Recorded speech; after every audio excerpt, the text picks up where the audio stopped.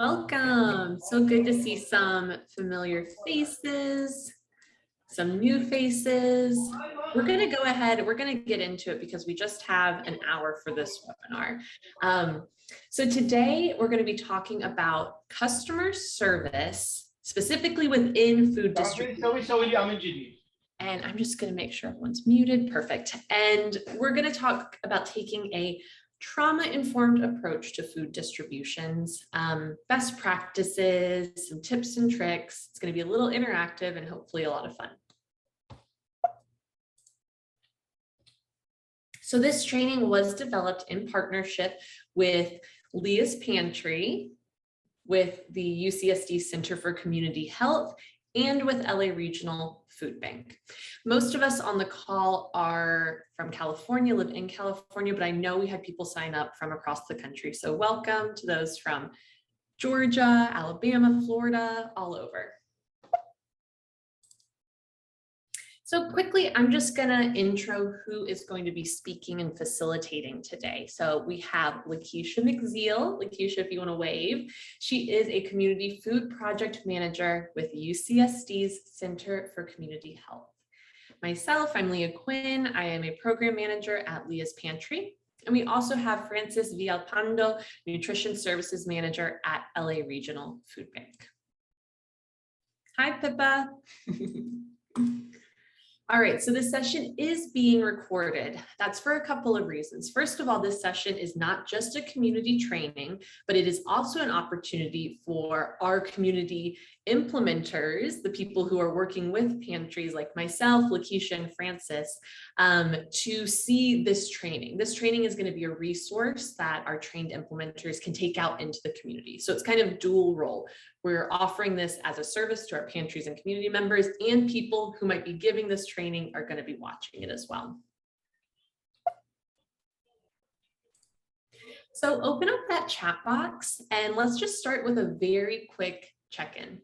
So we'll take a look at this sheep scale and share in the chat box, what number are you feeling today? It's Friday. It's been a busy but exciting week. I feel like I am a 2. I'll share. I'm looking forward to the weekend, feeling positive and happy. Some 3, 9, 8. Oh, 8. That's a fun one. Tara from New Hampshire. 8, 5. Thanks, Mary. Thanks, Pippa. 6 from Colby. Yeah, we're kind of all over the board today, and that is okay. So quickly, let's just go through our agenda. I'm going to kick us off after this welcome with a look at, how can we take a trauma-informed approach to customer service, and what does that mean? So just a little bit of foundation on what that means, and then some tools for taking a TI approach to customer service at food distributions. We're going to do a short group activity. And then I'm going to pass it over to Lakeisha, who's going to share de-escalation tactics for distributions. And then Francis is going to close us out with customer service best practices and policies. So taking a trauma-informed practice in customer service. Well, what exactly do we mean when we say trauma and a trauma-informed approach? Well, trauma is described as a difficult or an adverse experience that has lasting effects on the way that we view the world, we interact with the world, lasting effects on us physically and emotionally. And so it's usually not such a positive thing, right? It can actually make it difficult to regulate your emotions if you've experienced a lot of adversity, a lot of stress, and a lot of trauma. It can make it difficult to respond in a socially acceptable way. So we're going to talk a little bit about those adverse experiences. And these are things that are uncomfortable, undesirable situations, the death and loss of a loved one, for example, abuse, lack of basic necessities. Now, when we talk about adverse experiences, it's important to note that they are not the same things as trauma. But trauma can occur if we experience enough adverse experiences in our life without adequate protections and buffers, without time to rest and regulate and recover. So someone might experience the same thing, say a parent's divorce, and for one sibling, it does turn into a trauma for them. For another, it isn't. So it's very individualized to who it's happening to. Now, this slide is showing us all different types of potential adverse experiences that a client or that you might come in contact with throughout your life. And you'll see we've grouped it into household, community, and environment, but they're really all interconnected.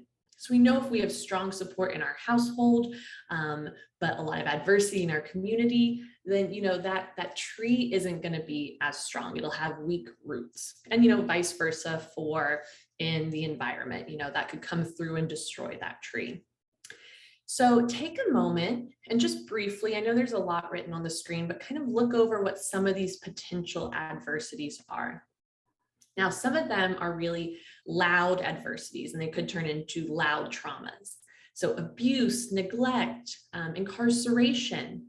Some are quiet, so things that are microaggressions, structural racism, lack of social mobility. These can occur over time, but really make someone feel isolated and alone because maybe society at large doesn't regard them as adversity.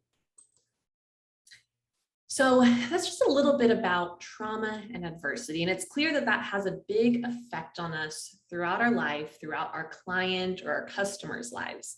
But the flip side is that positive experiences have just as big an effect on us and an impact in our lives.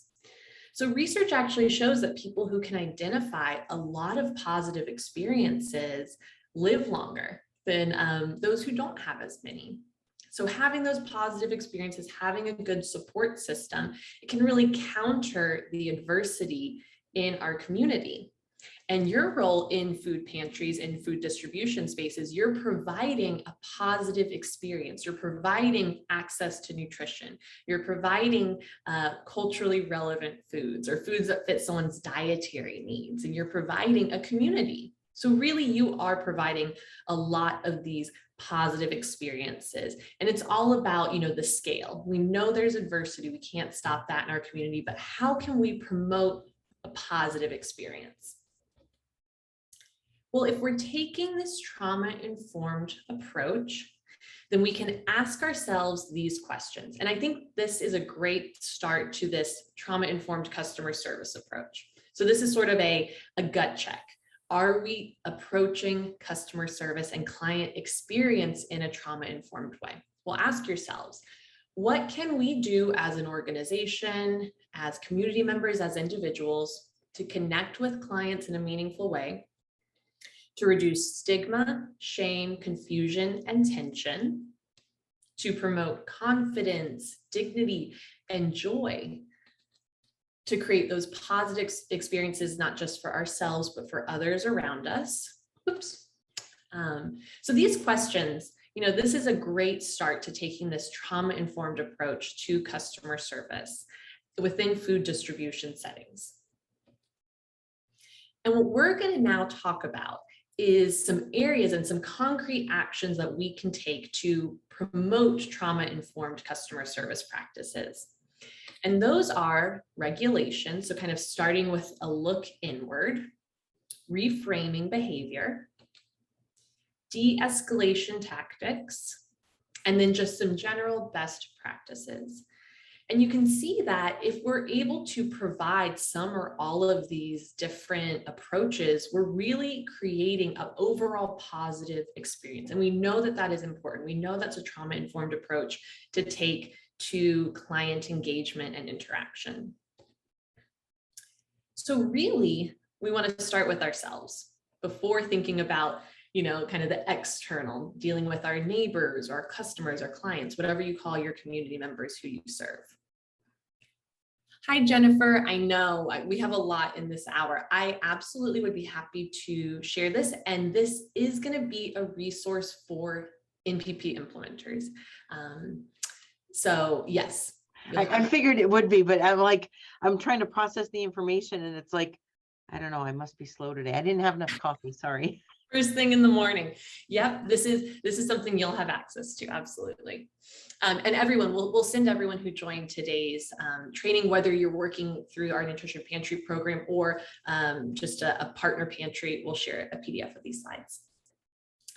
So starting with this regulation piece. Now, regulation is the ability to exert some control over one's emotions.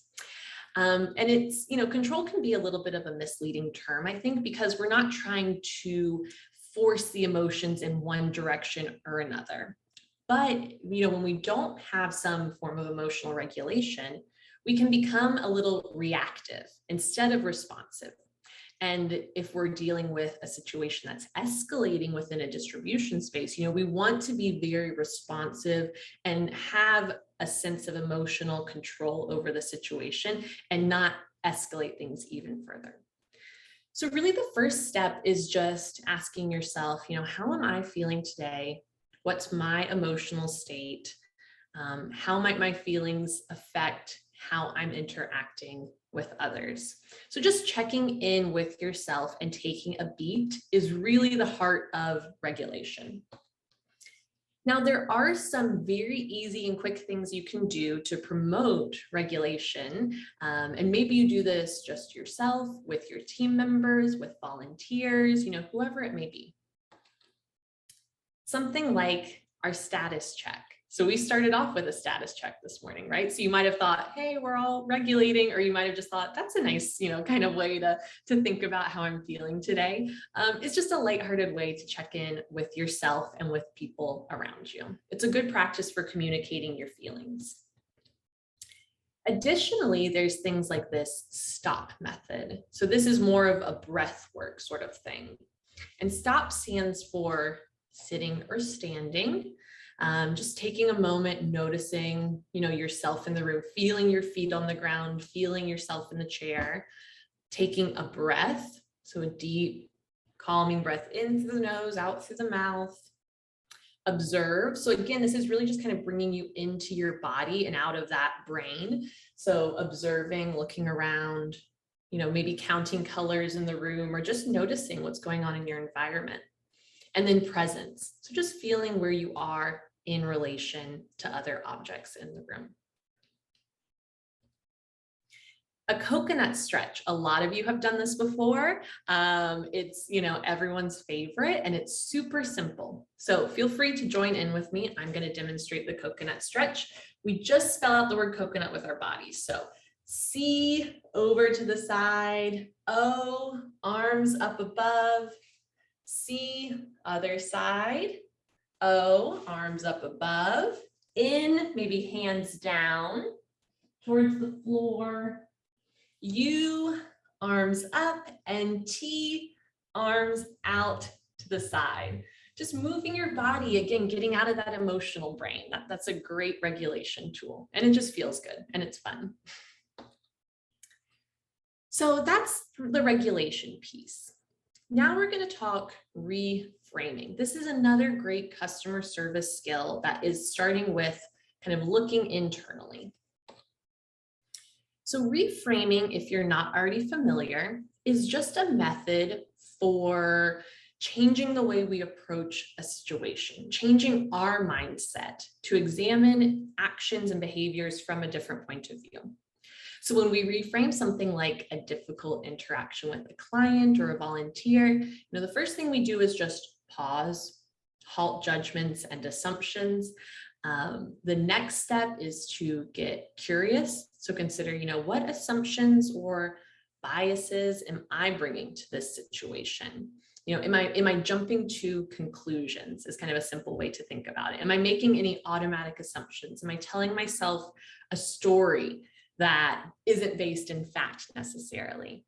So ultimately, reframing is just a way to try and approach a situation with compassion and curiosity as our first response. So it can be a great tool in customer service for, again, just starting inward when dealing with a difficult situation at a food distribution.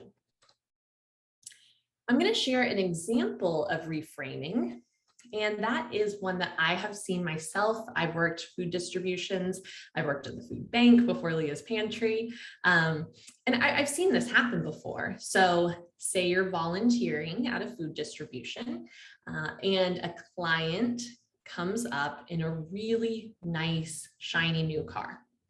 And maybe you are a little bit like, interesting, but maybe the person beside you actually says something like, oh, wow, that car is nicer than mine.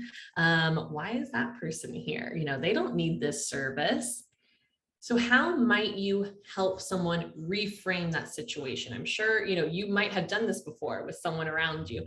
How could you help someone approach this situation from a more compassionate, curious mindset? What else might be happening here? And I'd ask you, feel free to unmute or add to the chat box. We had that happen with new intake staff. And I just asked them to consider, is it, number one, possible that they had to borrow a car to get here today? Mm-hmm. Is it possible that just like anybody else, a lot of people are one paycheck away from losing their home, and this is their investment? Mm-hmm. Is it possible that we could think of it about it differently? So I was looking for feedback from the group. I know how I've handled it before, but it's happened with volunteers also. And so absolutely. I want to make sure that I'm responding appropriately in a educational way. Thanks, without Jennifer. Calling them out. Yeah, right. And that's the point, right? You don't want to call someone out, but you can help someone else reframe that situation. That's absolutely key. Thanks. And Mary as well, usually telling a volunteer, we don't know what this situation is. Let's not jump to that automatic assumption. Yeah, maybe this person borrowed a car. Maybe they just recently lost a job and are now facing, food insecurity. Maybe they want a car. Maybe they're picking up for other people in their community. We don't know, but that's just an example of how you could pause judgments and consider a situation from a different perspective.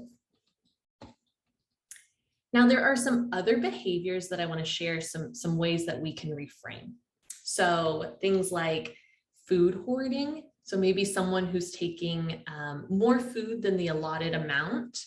Someone showing kind of irritation or aggression, poor willpower, frustration, bad attitudes, again, quotes, but maybe these are some challenges. And we know this isn't the vast majority of people who come. The vast majority of people you interact with are grateful and cheerful and or at least, you have a great relationship with them.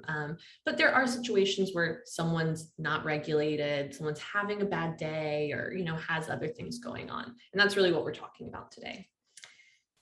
But if we reframe, if we think from a different perspective, maybe that food hoarder is just seeking safety and protection, right? They're experiencing bouts of food insecurity. So there's a urge to get as much food as possible when it's available because they don't know when it's going to run out again.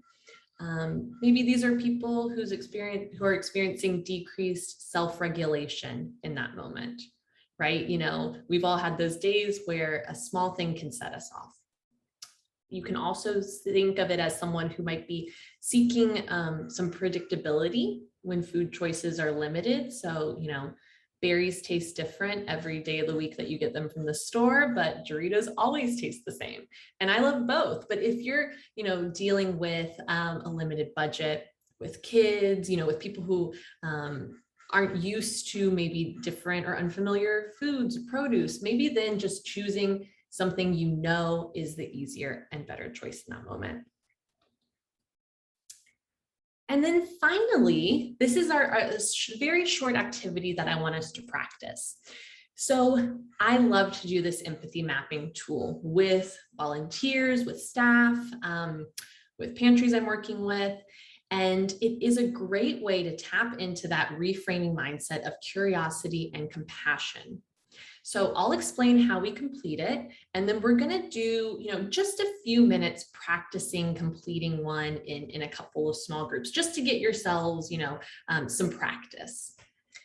So when you complete an empathy map, the first thing that you do is consider the top 2 quadrants that you see on this slide. So you think about, what are some defining quotes that I hear clients say? And that's throughout your full experience with clients in your space. So is it positive? Is it gratitude? Or is it a challenging statement or confusion? I mean, just think of, some of those interactions that maybe stand out to you, and add them to the board. There is no wrong answer. Second, you move over to the do section. And so that's where you add a bunch of Post-it notes where you say, okay, so what actions do we often see clients exhibit? Again, positive, negative, neutral, all are correct. So is it, maybe a client's pacing, agitated, cutting in line, taking more items, hugging a recurring volunteer, it's all the above could be added. So when you go into your small groups to just practice this, just focus at first on adding as many notes as you can to that say and do quadrant. Then once you've kind of thrown a few up on the board, you consider, okay, let's look at what everyone has added to the say, what clients are saying and thinking and do, sorry, not thinking, but saying, and doing the actions they're taking. And now as a group, let's try and think of what clients might be thinking and feeling in those situations. Are they facing a certain challenge? Are they worried about the future? Are they uncomfortable with the process? Are they feeling gratitude and thankfulness for the service? So again, what worries them, what excites them? So I'm going to have Colby share this link to this Jamboard. We're going to go into 3 breakout groups. And for anyone who's not used this before, I'll give a little tutorial right now. It's so simple. So if you're in breakout group 1, you'll stay on this first slide. If you're in a 2, you just click next frame at the top toolbar. There's breakout group 2, breakout group 3, same thing, but you're in this 3rd slide. So we can all be on different slides, all on the same board together. I added an example. So that's what the green stickies are. So maybe, say client says there isn't enough time to shop. Maybe do an action I've seen is client tries to cut in line or take more than what is allowed. But then think, so remember you do the bottom 2 after adding a bunch of stickies to the top, you say, well, maybe that person who says there isn't enough time, who's trying to cut in line is thinking, I really need to get back to my family soon. And maybe what they're feeling is anxious about running out of food, worried about an uncertain future. There's no right or wrong. You're just trying to think holistically about actions and statements.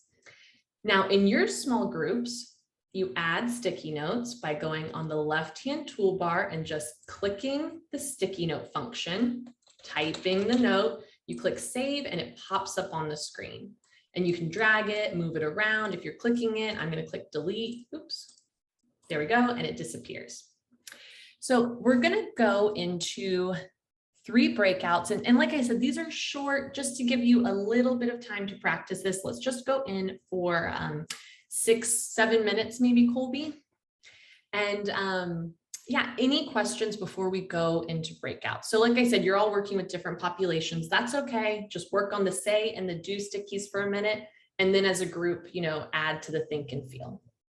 Welcome back. Oh. I must have missed the nudge that, hey, you got 10 seconds left. Oh, sorry about that. I know it can be an abrupt return, not in our small groups anymore. Y'all did a great job. Colby and I were peeking on him as you were kind of working on him. And that was a really short amount of time. Usually when you do an empathy map, you want to give yourself 15, 20, half an hour to complete it. But obviously this is a short training today. So we just wanted to get you comfortable with this.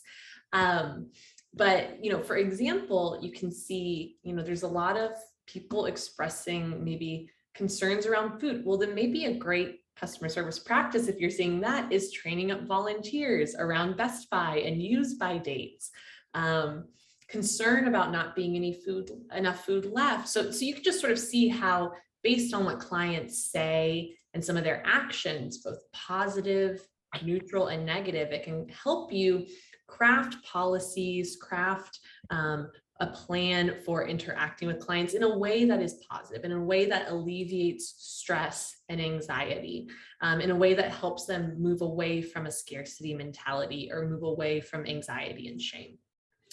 So that's empathy mapping. I highly recommend completing it as a group at some point within your own organization. But now let's move on to some de-escalation tactics. So I'll pass it over to Lakeisha for this. So de-escalation is an important tool to keep in mind in customer service. In the next few slides, we'll go over some important de-escalation tactics.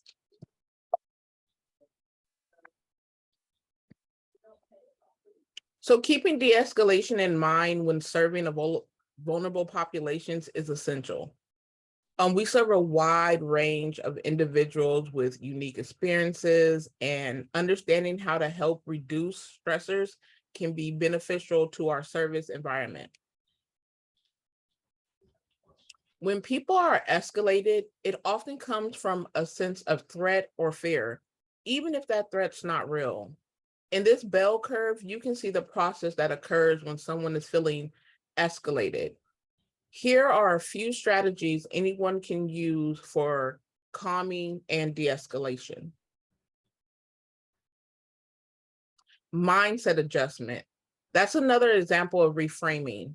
If someone's angry or agitated, they may be experiencing a perceived threat, or and the survival brain turns on. Take a step back. Try to put yourself in their shoes. Attempt to understand. Don't feel offended by any of their complaints. Remember, you're not the source of their anger. Another great tool to use when situations feel tense at your distribution is to remember the acronym LAST. Listen, apologize, solve, and thank. Listen. So when listening, be sure to be an active listener when using de-escalation tactics. Make eye contact, show that you're engaged, be empathetic and non-judgmental. Don't judge or dismiss the feelings of a person in distress. Be aware of your body language.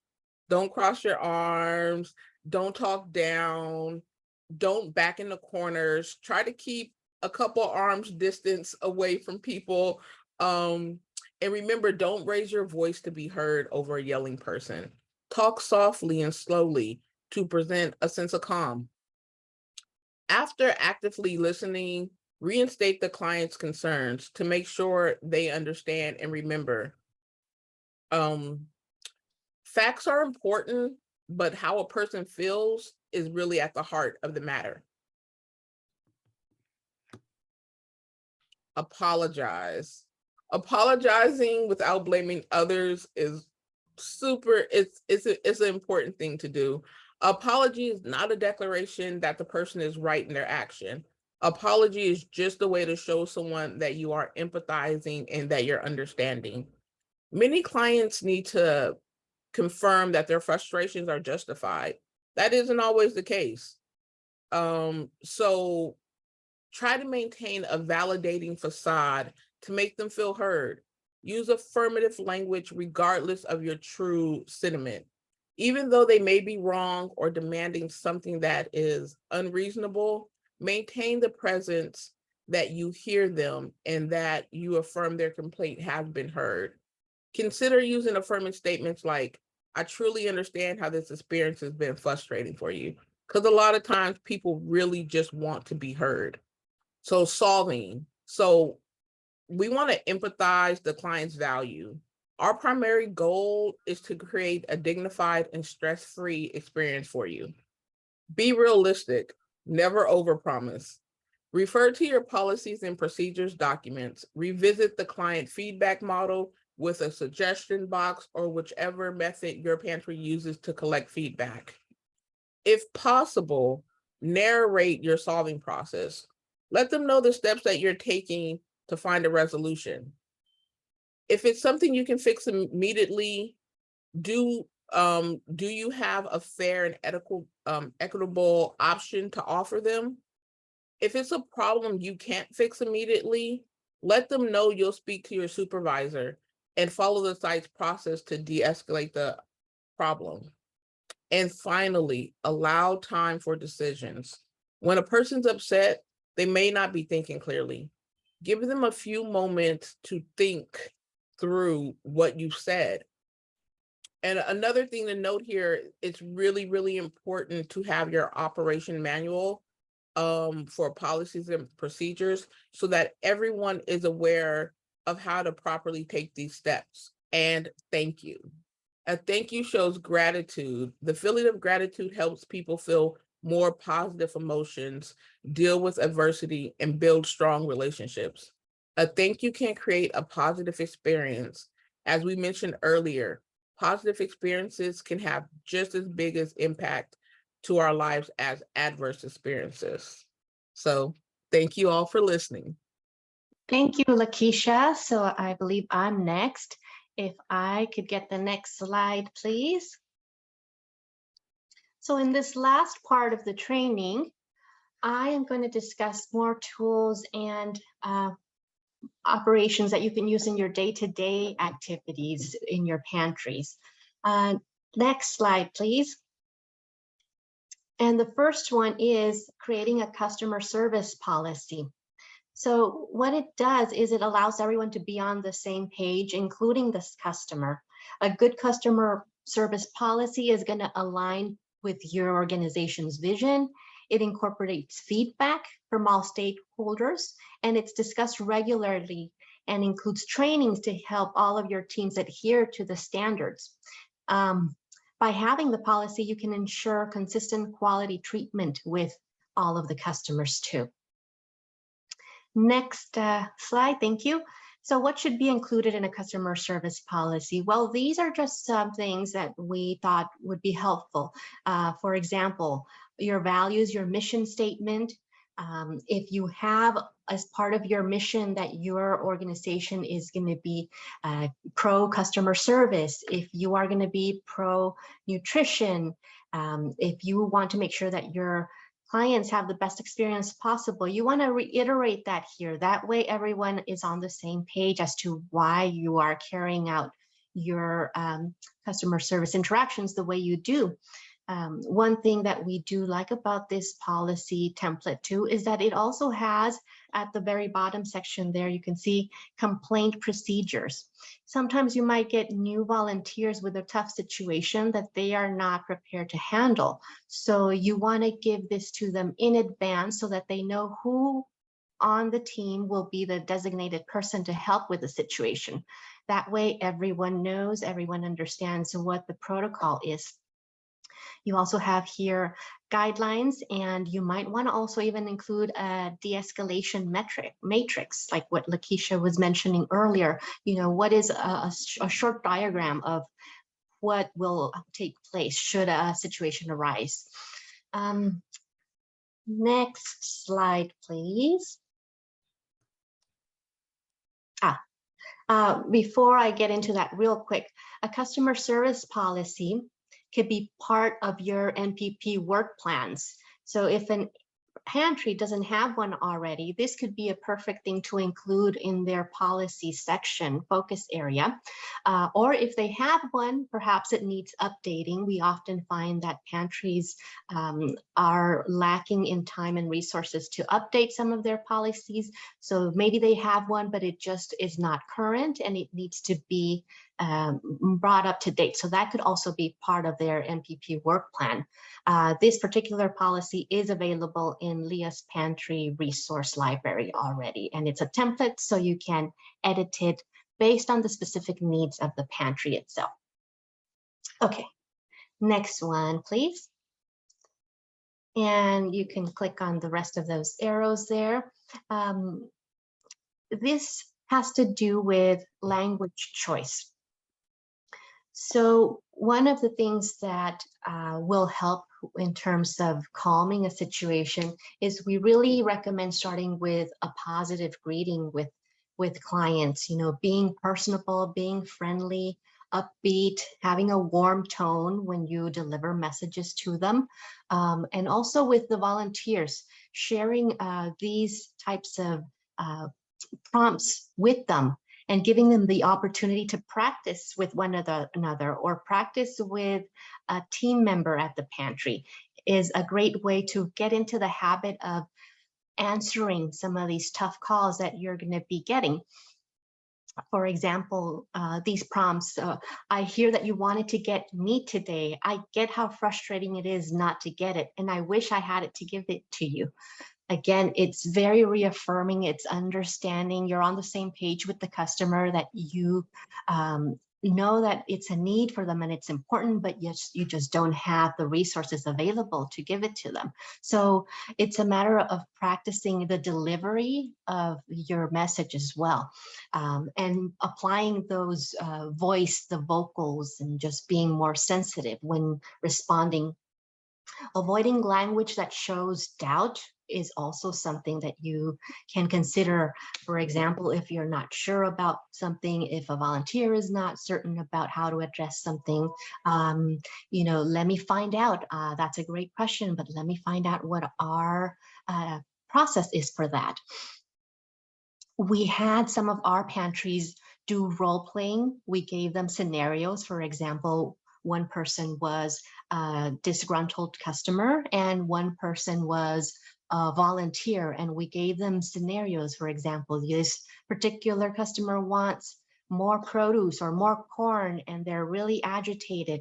How would you respond to that? So it was a fun exercise because it gave them a chance to practice with one another, but it really prepared them for those situations when they're out on the field, which they don't necessarily have the time to practice necessarily, but you could throw in a couple of these during your morning prep, just as people are getting in, so that you have put it into their mind for being prepared for a potential situation. Next slide.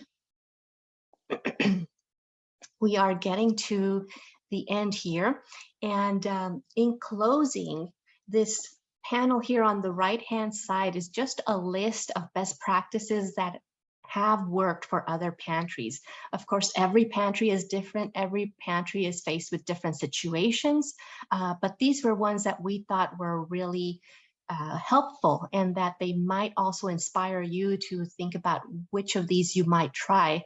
Some of them are meant to prepare or to avoid a situation to begin with. So for example, if you always have a designated volunteer that's out there as a greeter, who maybe is more familiar with the customers who come and has been able to build that rapport, then chances are that you've established a good relationship with your customers, and there won't be a need to have an unfortunate or a customer service situation to address in the first place. So keep these in mind as what you might do before a situation arises.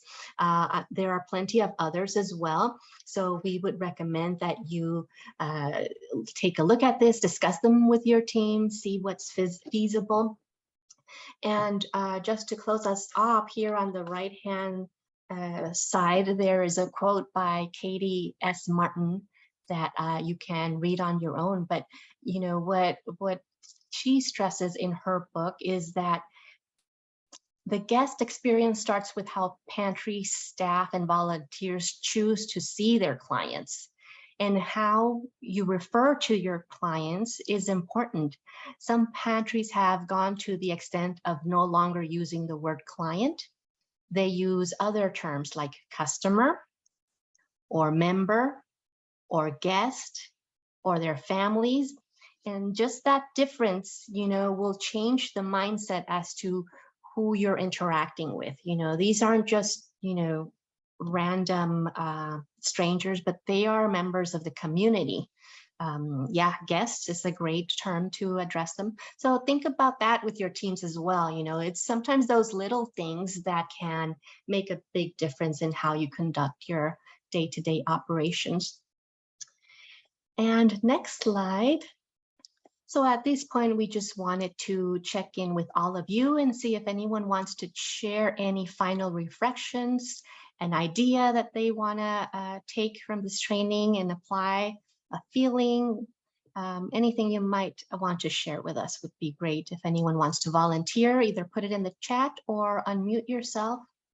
I put this in the chat, but I have a new position. I've been a contractor here at the food bank for 4 years, and I came on now as a director, and our intake staff is going to fall under my department. And this is exactly what I've been looking for. We have one intake staff who she came from a banking background, and you can tell she's had customer service training the whole time she was at Bank of America. The way she interacts with clients, I'd never seen anything so positive before and so calm. Our other intake staff comes from a call center, and she's very quick and very direct. And I've watched them start to learn from each other, but we're trying to figure out how to meet in the middle. This is the tool that we need. And so I'm trying to figure out, okay, how do I take this training that I just received and then train my new staff? Because I have 2 intake staff and I have 3 more coming in. So it's like, how do I use this to train my staff now? And how do I use this as a tool? But gosh, that customer service policy, why didn't I ever consider that before? Was I not paying attention at my NPP training? That's fantastic. Thank you for sharing that, Jennifer. And this particular template is one that we just added in probably the last couple of weeks. So it's a brand new one, which came about because we have been hearing from pantries that they are really struggling with customer service issues. So this was, a tool, an additional tool to use. And yes, you'll be able to use these slides to train your team, hopefully, or even have them watch the recording. This is, a 1-hour training. Perhaps there's time for you to have them watch it as well, and then you can discuss together. Oh, you're on mute. Yeah, so let them kind of like our pre-work where we watched videos and did a bunch of pre-work, and then we debrief afterwards and then actually do the say-do activity. Awesome. Absolutely. Yeah, I'll just share. So we're going to be sharing out this recording. NPP implementers, as Francis said, these slides with speaker notes and the template are going to now be in the NPP resource library. So we're going to be adding those in. So you've attended this, you've seen us do it. You can have people watch this training, or you can modify it, give it yourself. Maybe it's just 30 minutes and you choose, a couple of areas to focus on. So, and for pantries who are on this call, you're connected to someone from either Leah's Pantry or an NPP implementer. So if something from this is really calling out to you, reach out to your implementer and see, maybe it's you want to work on that policy, or I love your idea, Mary, of a poster with that de-escalation tactics up for volunteers to see. That's great. All right. Well, thank you so much, everyone. Huge thanks to Francis and LA Regional Food Bank, Lakeisha and Center for Community Health, to Colby, who's been our tech support, and from our Leah's Pantry staff. This was a really fun collaborative training that our 3 organizations saw was a need in the community, and we came together to create it. And it was a very fun collaborative process, but I think it's going to be really useful. We really enjoyed, meeting you all, having you all join. And yeah, we'll be in touch. We'll send a follow-up email, and always reach out to us, reach out to your NPP implementer, and have a great Friday and weekend.